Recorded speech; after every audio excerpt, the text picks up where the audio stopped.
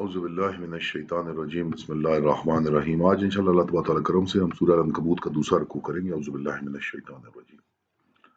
اور ہم نے نوح علیہ السلام کو ان کی قوم کی طرف بھیجا تو ان میں 50 برس کم 1000 برس رہے، پھر ان کو طوفان کے عذاب نے آ پکڑا اور وہ ظالم تھے۔ اور ہم نے نوح علیہ السلام کو اور کشتی والوں کو نجات دی اور کشتی کو اہل عالم کے لیے نشانی بنا دیا۔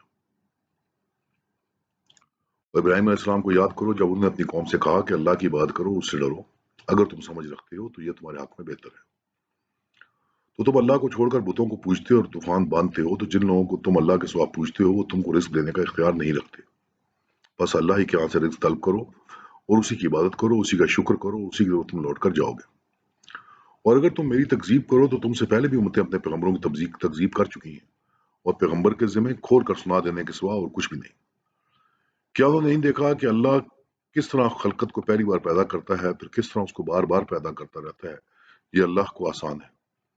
کہہ دو کہ ملک میں چلو پھرو اور دیکھو کہ اس نے کس طرح خلقت کو پہلی دفعہ پیدا کیا ہے، پھر اللہ ہی پچھلی پیدائش پیدا کرے گا۔ بے شک اللہ ہر چیز پر قادر ہے۔ وہ جسے چاہے عذاب دے اور جس پر چاہے رحم کرے، اور اسی کی طرف تم لوٹائے جاؤ گے۔ اور تم اس کو نہ زمین میں عاجز کر سکتے ہو نہ آسمان میں، اور نہ اللہ کے سوا تمہارا کوئی دوست ہے اور نہ کوئی مددگار۔ وآخر دعوانا ان الحمد للہ رب العالمین۔